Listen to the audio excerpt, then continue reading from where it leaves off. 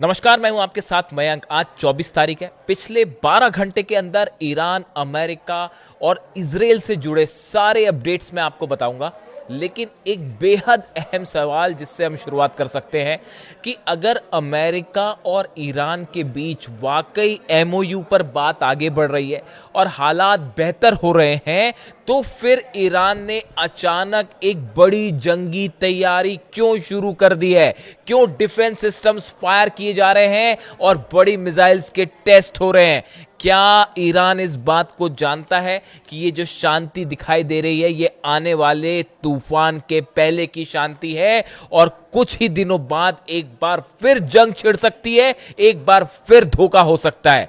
आखिर क्या वजह है कि ईरान के बड़े कमांडर्स, ईरान की सेना इस बात की तैयारी में जुटी हुई है कि किसी भी वक्त हमला हो सकता है?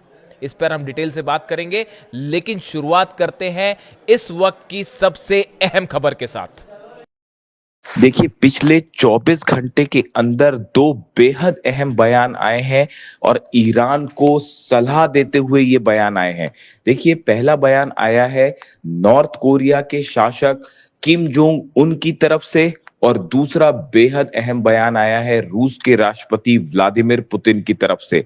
और ये दोनों ही मानो ईरान के एटमी पावर को लेकर एक बेहद अहम और बड़ी बात कह रहे हैं। देखिए, सबसे पहले बात करते हैं हम किम जोंग उन की। नॉर्थ कोरिया के शासक किम जोंग उन ने एक प्रोग्राम के दौरान जिसमें वो मिलिट्री के अधिकारियों को संबोधित कर रहे थे, उसमें उन्होंने एक बेहद अहम बात कही। किम जोंग उन की तरफ से कहा गया कि पिछले चंद महीनों के अंदर ईरान को लेकर अमेरिका की जो पॉलिसी देखने को मिली, जो एग्रेशंस देखने को मिले, जंग देखने को मिली, उसके बाद नॉर्थ कोरिया ने बड़ा फैसला लिया है। नॉर्थ कोरिया ने अपने एटमी हथियारों को तेजी से बढ़ाना शुरू कर दिया है। किम जोंग उन का कहना है कि अमेरिका और इजराइल जैसे देशों का सिर्फ एक इलाज है कि देश के एटमी पावर को बढ़ाया जाए, एटमी शक्ति को बढ़ाया जाए, ताकि अमेरिका और इजराइल जैसे देश हमला ना कर सके। देखिए, ये बेहद अहम बात है जो किम जोंग उन कह रहे हैं। किम जोंग उन ने एक बात और कही कि आजकल जो राष्ट्रवाद की परिभाषा अमेरिका और इजराइल जैसे देशों में देखने को मिल रही है, यूरोप के कुछ देशों में देखने को मिल रही है, ये बेहद खतरनाक है। और इस विचारधारा के चलते कई देशों पर हमले की कोशिश हो रही है, हमले हो रहे हैं। यही ईरान के साथ भी हुआ। जिस तरह से ईरान को निशाना बनाया गया, ऐसे हालात में किसी भी देश की सुरक्षा का सिर्फ एक रास्ता है, वो ये है कि न्यूक्लियर डिटरेंट हासिल किया जाए, एटमी शक्ति को बढ़ाया जाए, ताकि ऐसे देश हमला ना कर सके। किम जोंग उन का ये बयान इस ओर इशारा कर रहा है कि आने वाले चंद दिनों के अंदर नॉर्थ कोरिया की तरफ से अपने हथियारों के कार्यक्रम को, खास तौर पर एटमी हथियारों को तेजी से आगे बढ़ाया जाएगा। और किम जोंग उन ने इसका खुला ऐलान भी कर दिया है। उन्होंने अपनी सेना को यह आदेश दे दिए है कि जो मिसाइल प्रोग्राम है उसको तेजी से आगे बढ़ाया जाए, लॉन्ग रेंज मिसाइल्स बनाई जाए, साथ में एटमी जो हथियार हैं इनको भी तेजी से आगे बढ़ाया जाए, इससे जुड़े रिसर्च को तेज किया जाए। देखिए, ये बेहद अहम बयान है और एक प्रकार से इसे ईरान के लिए एक बड़ी सलाह माना जा रहा है। दूसरे शब्दों में किम जोंग उन ये कह रहे हैं कि ईरान को भी अपनी सुरक्षा के लिए एटमी पावर हासिल करना चाहिए, इसके अलावा और कोई चारा नहीं है और कोई रास्ता नहीं है। जब तक एटमी हथियार नहीं होंगे, जब तक न्यूक्लियर बॉम्ब नहीं होगा, तब तक हमले जारी रहेंगे, धोखा होता रहेगा।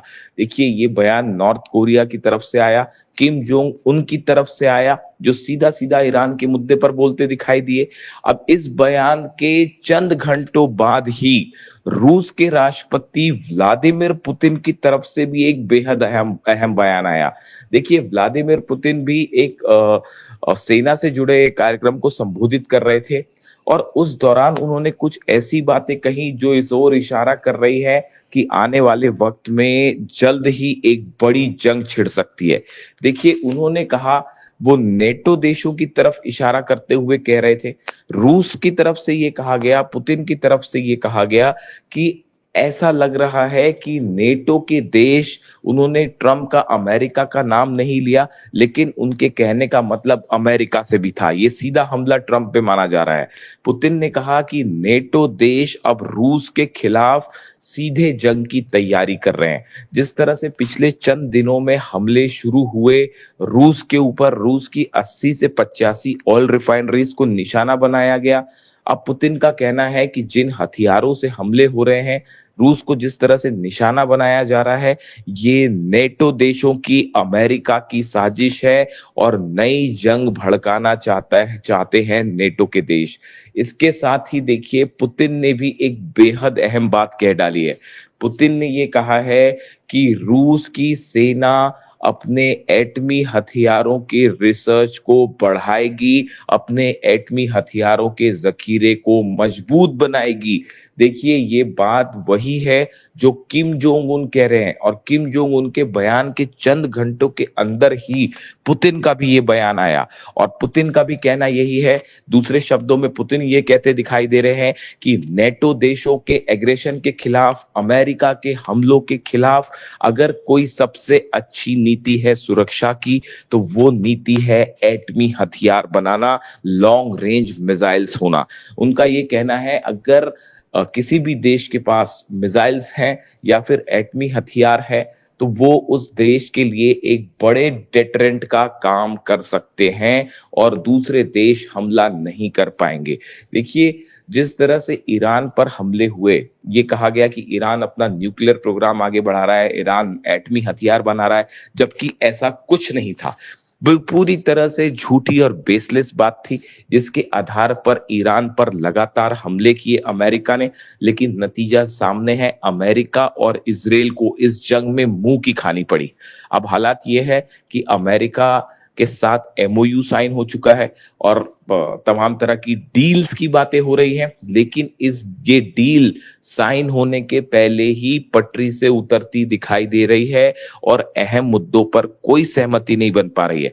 चाहे वह 12 अरब डॉलर की फ्रीज संपत्ति का मामला हो, चाहे 300 अरब के कंपनसेशन का मामला हो, जो नुकसान हुआ ईरान को उसकी भरपाई का मामला हो, इसके अलावा न्यूक्लियर इंस्पेक्शन को लेकर, न्यूक्लियर जो ठिकाने हैं ईरान के, वहां पर क्या आईएईए के इंस्पेक्टर जाएंगे, इसको लेकर भी अमेरिका और ईरान एकमत नहीं है और हालात बिगड़ते दिखाई दे रहे हैं।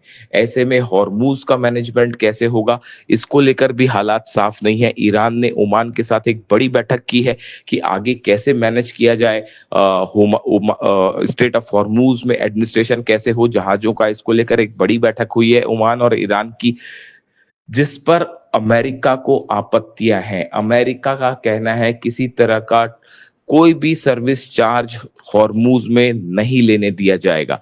इस मुद्दे को लेकर भी अमेरिका और ईरान आमने सामने हैं। वहीं डोनाल्ड ट्रंप की तरफ से भी ये बयान आ गया है कि आईएईए के इंस्पेक्टर्स जो हैं वो ईरान जाएंगे और न्यूक्लियर साइट्स पर जो है वो पता लगाएंगे कि वहां क्या हालात है, जिसको लेकर भी ये साफ नहीं है कि ईरान इसको इजाजत देगा या नहीं। ईरान की तरफ से साफ कह दिया गया है कि फिलहाल इस तरह की कोई परमिशन नहीं दी गई है।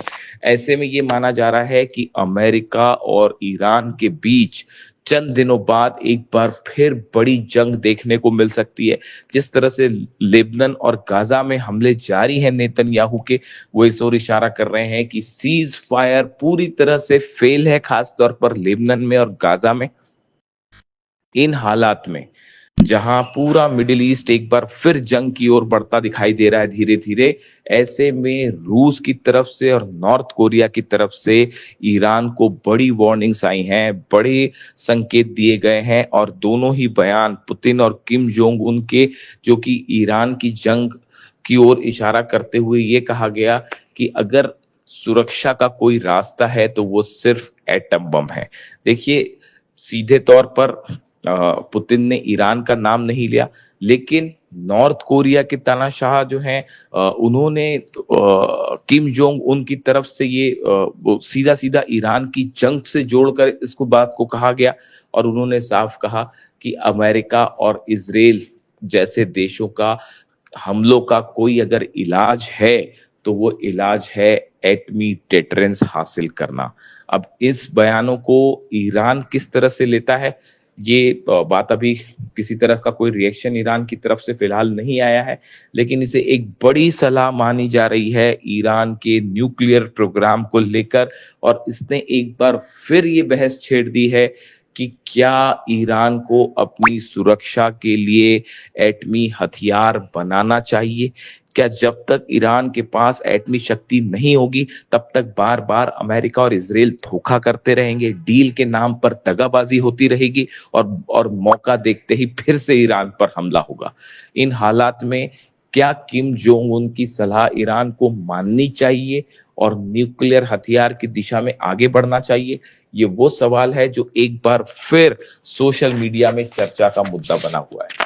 इससे जुड़ा जो भी अपडेट होगा वो आप तक पहुंचाएंगे। वीडियो कैसा लगा कमेंट करके जरूर बताइए। Thank you so much.